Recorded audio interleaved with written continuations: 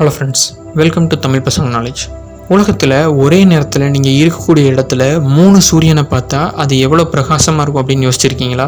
இந்த வகையான ஒரு ஃபினாமினா உலகத்தில் நடந்துக்கிட்டு தான் இருக்குது. அதை தான் sun dog or mock dog அப்படின்னு சொல்லி அழைக்காங்க. இந்த சன் டாக் ஃபினாமினா பற்றி தான் நம்ம இந்த வீடியோவில் பார்க்க போகிறோம். இந்த சன் டாக் ஃபினாமினாவானது 3 சூரியன் ஒரே நேரத்தில் தெரிகிறதுனால உருவாகக்கூடிய ஒரு ஃபினாமினாவாக இருக்குது. இப்படி உருவாகக்கூடிய இந்த சன் டாக் ஃபினாமினா ஆனது உண்மையிலேயே 3 சூரியனால உருவாக்குற ஒரு ஃபினாமினா இல்லை. இது ஒரு ஆப்டிக்கல் இல்யூஷன், அதாவது நம்ம கண்ணுக்கு தெரியக்கூடிய ஒரு போலியான ஒரு விஷயம். உண்மையிலே இருக்கக்கூடிய ஒரே ஒரு சூரியன்ல இருந்து வரக்கூடிய அலைக்கதிர்கள், அதாவது அந்த சன்ரேஸ்ல இருந்து உருவாகக்கூடிய ஒரு வகையான ஆப்டிக்கல் இல்யூஷன் தான் மற்ற 2 சூரியன் அப்படின்றாங்க. இதை நீங்க எப்படி டிஃபரன்ஷியேட் பண்ணலாம் அப்படின்னு பாத்தீங்கன்னா, நடுவில் இருக்கிற இந்த சூரியனானது ஒரு வட்ட வடிவத்தில் இருக்கும். சைட்ல இருக்கக்கூடிய மற்ற 2 சூரியன், புதுசா ஃபார்ம் ஆயிருக்க சூரியனானது ஒரு அரை நிலவு வடிவத்தில் இருக்கும் அப்படின்றாங்க. சுத்தி இருக்கிற இந்த 2 சூரியனை சுத்தி நீங்க ஒரு சர்க்கிள், ஒரு வட்டத்தை வரைஞ்சிங்க அப்படின்னா அது நடுவில் இருக்கக்கூடிய சூரியன் கூட கரெக்டா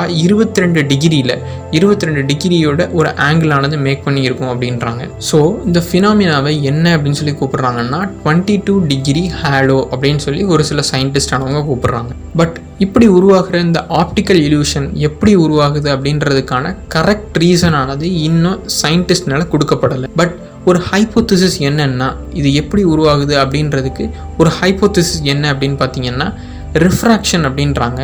இந்த ரிஃப்ராக்ஷன் பிரின்சிபல் ஆனது எப்படி நடக்கு அப்படின்னு பார்த்தீங்கன்னா, உலகத்துக்கு மேலே இருக்கக்கூடிய கிளவுட்ஸ், அந்த கிளவுட்ஸில் ஒரு சில கிளவுட்ஸில் வாட்டர் மாலிக்யூல்ஸ் ஸ்டோர் ஆகி இருக்கும்போது அந்த மாலிக்யூல்ஸ் வந்து கிறிஸ்டல் ஃபார்மில் தான் இருக்கும். அப்படி இருக்கக்கூடிய இந்த கிறிஸ்டல் ஃபார்மில் இருக்கக்கூடிய மாலிக்யூல்ஸ் ஹெக்ஸகன் ஷேப்புக்கு வரும்போது அந்த ஹெக்ஸகன் ஷேப்புக்குள்ளே சன்லைட் ஆனது பாஸ் ஆகி அதிலிருந்து ரிஃப்ராக்ட் ஆகி வெளியே வரும்போது அது பல வகையான வண்ணங்களை வெளியே எடுத்துகிட்டு வரும் அப்படின்றாங்க.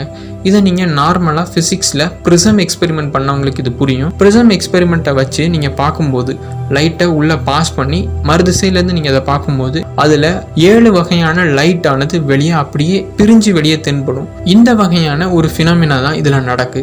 சூரியன் சாயந்தர நேரத்துலையோ இல்லை பகல் நேரத்துலையோ இருக்கும்போது கரெக்டாக உங்களுக்கு கிளவுட்ஸ் ஆனது சூரியனை சுற்றி வரும்போது கிளவுட்ஸில் இருக்கக்கூடிய அந்த ஹெக்ஸகனல் ஷேப்டு வாட்டர் மாலிக்யூல்ஸ் மேலே சன்லைட்டு பட்டு ரிஃப்ளெக்ட் ஆகும்போது உங்களுக்கு ஒரு வகையான வட்ட வடிவில் கலரானது தெரிய ஆரம்பிக்கும். பொதுவாக சூரியனுக்கு பக்கத்தில் இது சிவப்பு கலரில் இருக்கிறதா சொல்கிறாங்க. பட் இது சூரியனுக்கு பக்கத்தில் இருக்கிற காரணத்தினால நம்மளால் டிஃப்ரென்ஷியேஷன் ஈஸியாக பண்ண முடியாது. இதை டிஃப்ரென்ஷியேட் பண்ணுறதுக்கு உங்களுக்கு ஃபிசிக்கலாக எக்யூப்மெண்ட்ஸ் தேவைப்படும். ஃபார் எக்ஸாம்பிள், டெலஸ்கோப் ரொம்ப முக்கியமான எக்யூப்மெண்ட் அப்படின்றாங்க இதை டிஃப்ரென்ஷியேட் பண்ணுறதுக்கு.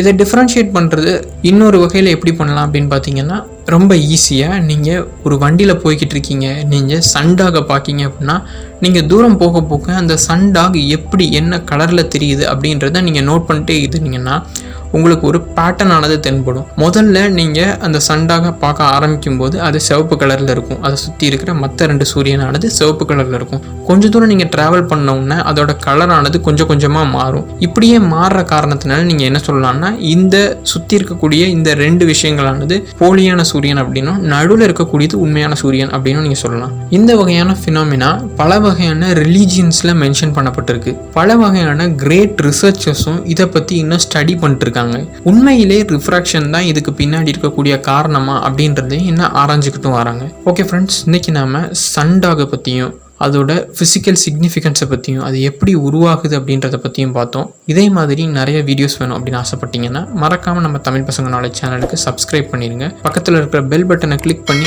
ஆல் அப்படின்னு கொடுத்துருங்க. மறக்காமல் இந்த வீடியோ உங்களுக்கு பிடிச்சிருந்ததுன்னா லைக் பண்ணிடுங்க. பிடிக்காட்டி டிஸ்லைக் பண்ணி என்ன காரணம் அப்படின்றத கமெண்ட்டில் சொல்லிடுங்க. உங்களுக்கு ஏதாவது டவுட் இருந்ததுன்னா அதை மறக்காமல் கமெண்ட்டில் போஸ்ட் பண்ணுங்கள். ஆல்சோ உங்கள் ஃப்ரெண்ட்ஸுக்கு இந்த வீடியோவை ஷேர் பண்ணுங்கள். Thank you friends.